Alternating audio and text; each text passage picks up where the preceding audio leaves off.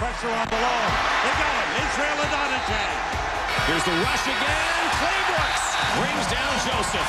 What a play. It's a touchdown. Can you believe that? Devone, Andre all excel on the field, and Adriano, of course, stalks B celebrities like me and does inappropriate things. Hey, that's what we do. Israel, hold on, you don't get a chance yet. Israel Adonijah, good to see you, man. You're a Canadian guy, went to University of Manitoba, and you are a kick-ass defensive end for the Chicago Bears. Thank you. Devone Claybrooks, good to see you. You won a Super Bowl with Tampa last couple of years with Montreal Alouettes. Welcome to OTR. Thanks for Okay, having now, me. Adriano, tell me what's the problem. Why do you hurt me? You did the kissing. First off, you're an A celebrity. And I'm sure we can find some TSN clips of me killing a few quarterbacks. Good to see you, man. Nice Grey to see Cup you. champion 2002 with Montreal. Yes. Grey Cup champion 2004, Toronto Argonauts. Argos had a bad year. You had a great year. Andre Talbot, good to see you. Good to see you, too. So, with Israel here and Devone here, I got to say this kind of tactfully. What I really want to say is, can you believe that those two stiffs, Brad Johnson and Rex Grossman, went to Super Bowls and one guy won a Super Bowl? But I can't say that with you guys here. So let's just talk about quarterbacks. You don't have to be a great quarterback to make the big game. Kurt Warner, 3rd rank. Ben Roethlisberger, 24th. Do you give Arizona a big edge in that department? No, because I think in the Super Bowl, you throw all those statistics out of the window.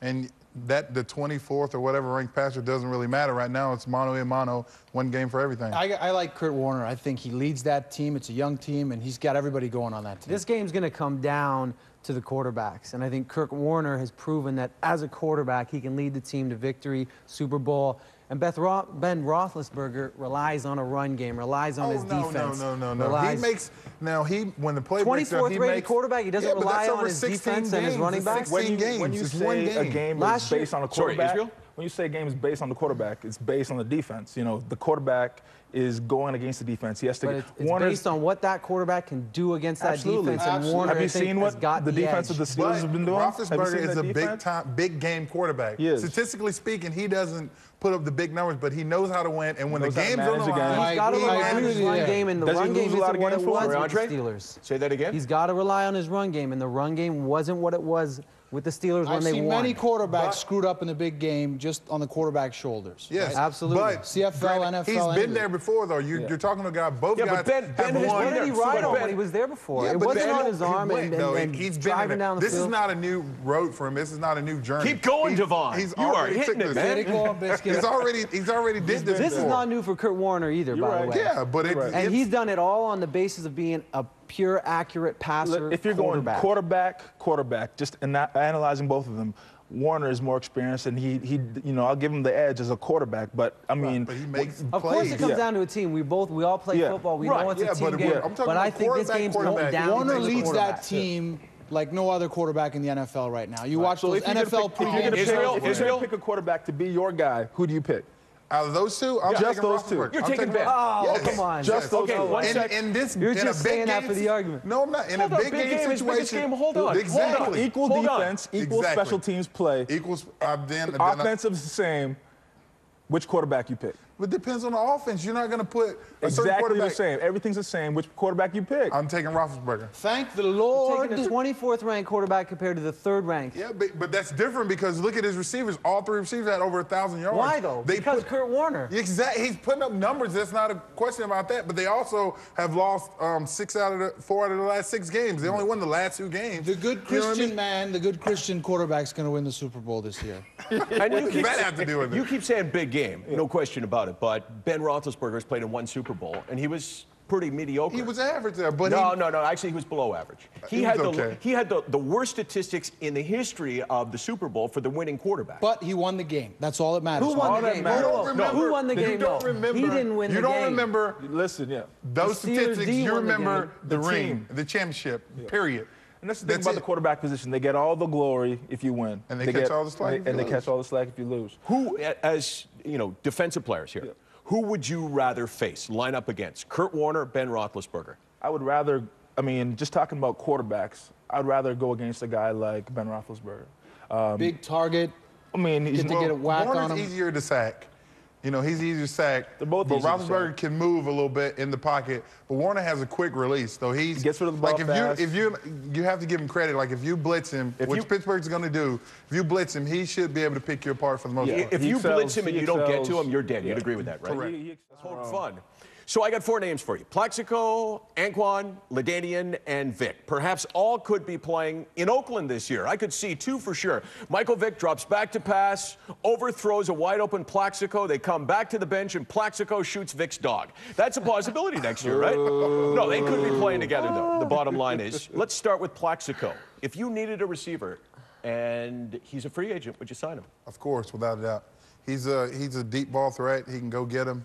He's physical, he's big, you know. So you're basically ignoring character, though. Character at all on a team. You got a guy carrying guns, shooting himself in the leg. He's one of those guys. It's not like he condoned it, okay? It's not like, condoned okay, what? he made a bad choice. So everybody makes bad choices. He's a good enough player that you got to pay $4 million, $5 million to him a year, and you're going to take a chance on somebody like that brings a gun into a club? Listen, you even took a chance. They took a chance on Burks, how many incidents has he had in his career?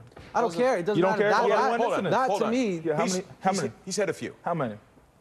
3 to 4 at the most. Okay. Let me ask you, have you had an incident like that? Belly. I've never had an incident like that in my career. I think you're the type of character who never would. So why would I waste my time on a guy who does football is a business. It's a business. Exactly. It is. I'm running a business. As an owner, you got to weigh the pros, cons. So would you sign him? Absolutely. So would you sign him? Absolutely, I'd sign him. Because right now, his pros outweigh the cons. Yeah. He had a couple incidents. How about we sign him, and if he gets caught in trouble, we take all his money away. Of course you're going to put those stipulations in his contract, of course. And like with Pac-Man Jones or whatever. Absolutely. They got rid of him out of Dallas, but they did hire him a bodyguard. I mean, I can't help he gets to fussing with his bodyguard or fighting with his bodyguard, but they did try to take the means to. Bottom line is, if you're making that much dough on a team, it's your duty to be a good citizen, not to get caught in trouble. It's your to duty, be a role model for the kids. Anyways, the money has nothing to do with it. It's your duty to be a good citizen anyway. I love you. You know? No kissing. Okay, next name. Free agent. Comes out of jail, not suspended by the NFL. You need a quarterback. Michael Vick. You going to sign him? I might sound biased, but of course, they're both Virginia boys like myself. But of course I would take Vick. He can't lose. If he loses a step, he's still faster than everybody else in the league. He was killing those dogs like little. More people get cute little jail rabbits. time He was killing for dogs than murder. Listen, Michael Vick. Yeah, whatever happened.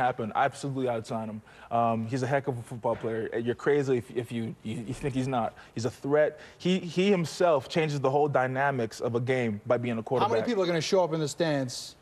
You're going to lose all your women. You won't lose anything. I think. Yeah, but also here's a guy who served his time though. Got in trouble, served his time, that great took in Atlanta.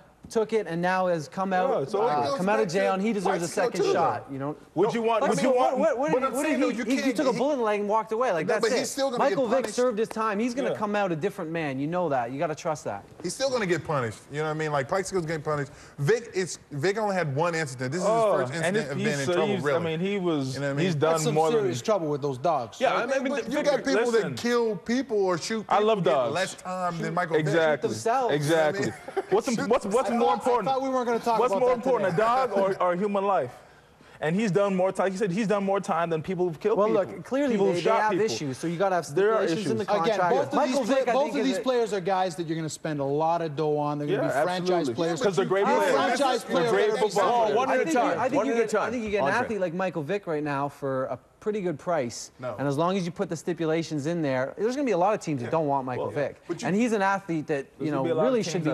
Just don't let him walk the owner's dog every day. Exactly. All jokes aside. Keep him away from dogs. You put stipulations in the contract and you say if you do this, you lose this amount of money, and if you do this well, then you get this amount of money. There's also a question of Michael Vick whether he can be a great quarterback in the NFL because he was kind of on. He kind of peaked out in Atlanta, and you're talking about a guy who's missed 3 full seasons right now. So there is a question. It's about a quarterback nowadays don't necessarily have to be Peyton Manning or Tom Brady. You can win a Super Bowl with a guy who can manage the game and not lose it. Like Roethlisberger, like Brad Johnson. Like these guys have won Super Bowls. Trent Dilfer, for Michael Vick wasn't known as a game manager. That was not his thing. Yeah. So you know what? You are a great guest on the show. You come back again soon? Sure. Let's say it's Sunday, a guy wanted to party with you. Could he do that?